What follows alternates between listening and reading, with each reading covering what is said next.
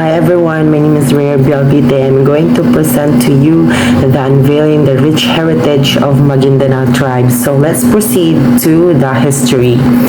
So the Maguindanao tribe is an Austrian ethnic group mainly located in southern Philippines, particularly in Maguindanao province and nearby such as Cotabato, Sultan Kudarat, and South Cotabato. So the introduction explains to the Maguindanao people are where they live. Being part Austrian ethnic groups, mainly they shared ancestral roots, language connections, and cultural traits with many groups across Southeast Asia and Pacific. Their presence in Maguindanao and neighboring provinces highlights their strong historical and cultural ties to Mindanao, where they have long influenced local tradition, governance, and way of life. Next is belief.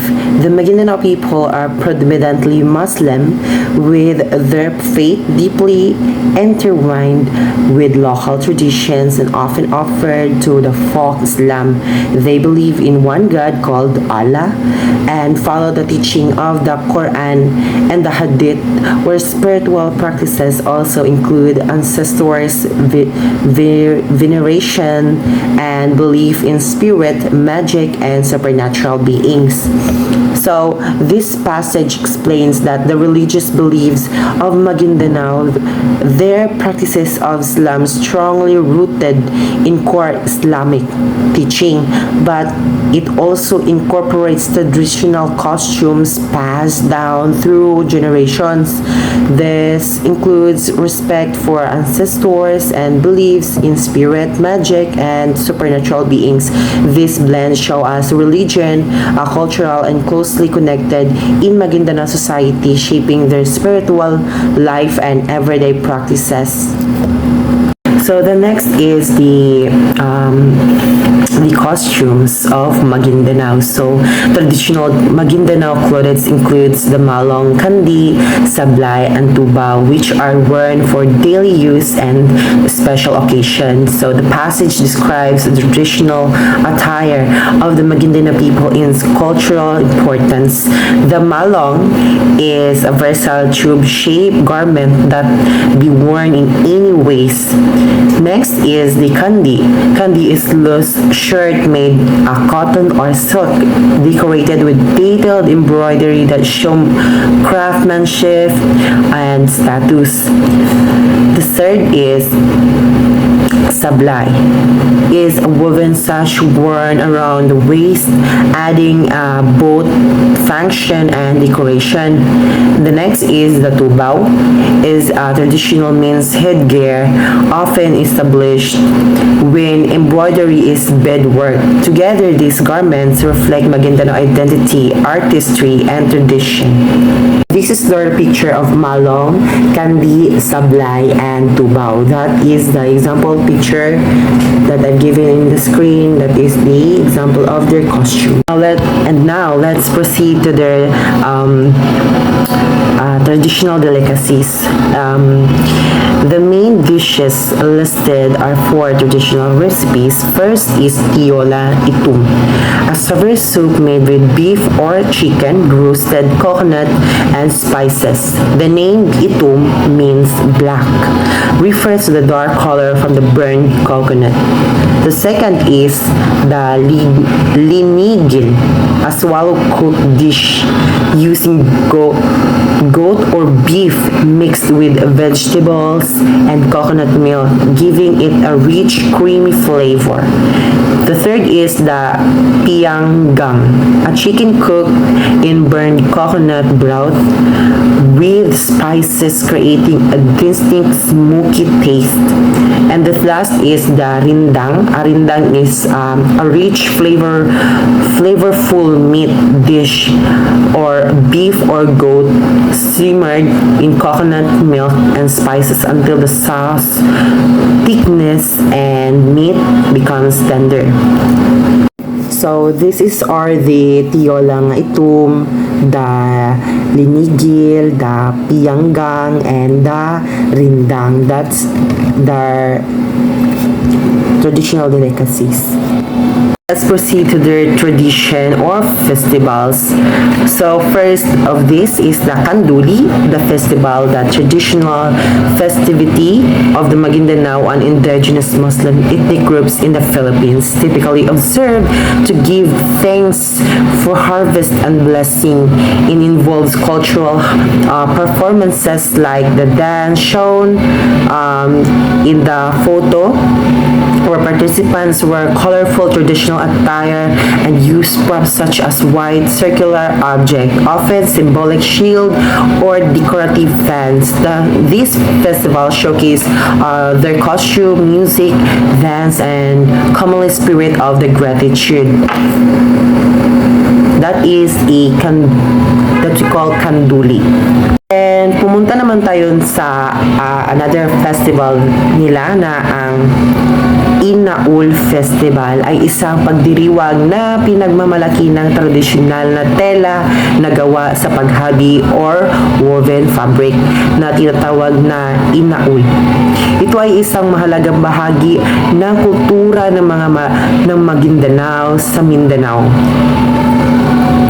Ang inaul ay isang uri ng malong o tela na ginawa sa pamamagitan ng paghabi gamit ang mga likas na hibla, at ito ay ginagamit sa paggawa ng mga tradisyonal na kasuotan at iba pang mga produktong pangkultura. Sa festival naman ay ipinapakita ng makukulay na disenyo na inaul na gamit ang mga damit na dekorasyon at mga pagtatanghal. Ito ay paraan ng pagpreserba at pagpromote ng kanilang sinaunang sining at tradisyon, pati na rin ang pagdiriwang ng kanilang pagkakakilanlan bilang isang komunidad. At yan ang Inaul Festival.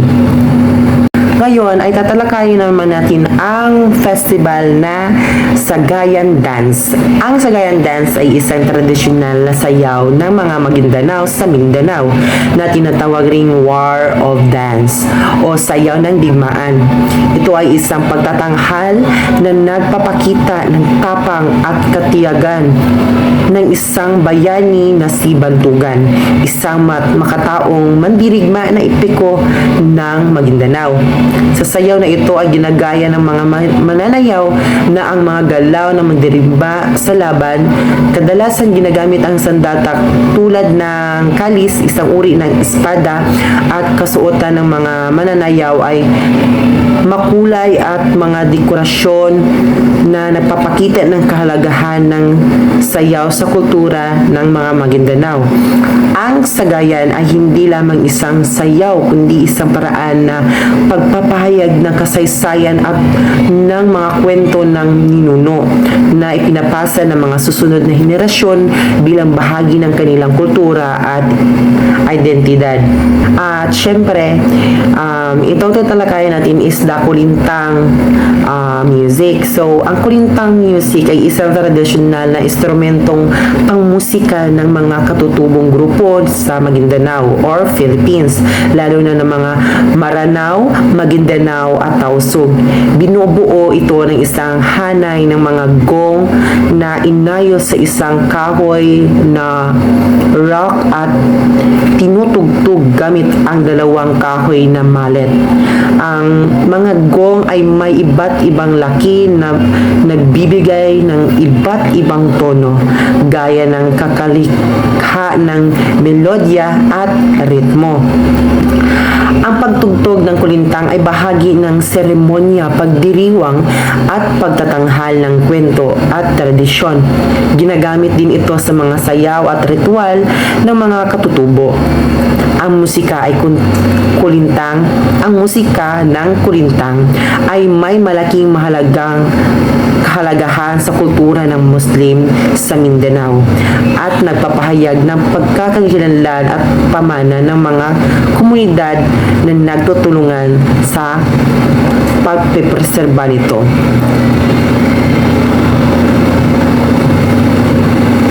So, gusto mo bang malaman ang tungkol sa ibang tradisyon ng instrumentong Filipino sa pagdiriwang ng saan ang kulintang? Ito ay ginagamit sa paggamit ng ito nga sa festival. Ito ay kanilang pinapatugtog, kung merong mga sayaw, at sa mga kasal or mga presentation about sa kagaya nung last year pumunta kami sa Marawi at nakita namin doon na nag-present ang mga Maguindanao ng kulintang dance performance gamit ang kulintang na yon ang kanilang pinapatugtog. So pumunta naman tayo sa Maguindanao people or the survival of Maguindanao. So the Maguindanao people are skilled farmer, tradings and fish folk. They cultivate rice, corn and other crops and known for their expertise in first is agriculture. They cultivate rice, corn and other crops, showing their expertise in farming. Second is the fishing. They utilize the Pulangi River as surrounding waters for fishing, highlighting their connection to aquatic resources. The next is the third is the handcrafts. They are known for weaving, wooden carving, and metalworking, which are traditional craft passed down through their generation. So, in short, that Maguindanao people sustain themselves through farming rice, corn, and fishing the Pulangi River and creating a handcraft like weaving and wood carving. So, that is their survival skills as a Maguindanao tribes. Proceed to the language. So Maguindanao language is their native tongue, which is approximately in 1 million speaker. They also speak Filipino, English, and Arabic, particularly among those educated in madrasas. So, ang Maguindanao isang wika na katutubo na nagtitiyang 1 million at tagapagsalita. Ito ay pangunahing wika ng mga Maguindanao, isang pangkat etniko na Mindanao, Pilipinas. So, first nga nito ay ang Filipino, ang pambansang wika ng Pilipinas. Ang second is the Ingles, ginagamit sa edukasyon at international na komunikasyon. And then, ang pangatlo natin ay ang Arabic. Lalo na sa nakapag-aral ng mga madrasa or paaralang Islamiko. Ang ginagamit ng Arabic ay madalas na koneksyon sa pag-aaral ng relihiyon at kultura sa Islam at madrasa. Kaya iyon ang mga Maguindanao language sa Maguindanao. At sana'y marami kayong natutunan sa aking report ngayon na aking unveiling the rich heritage of Maguindanao tribe. So, yun lang po at maraming salamat. So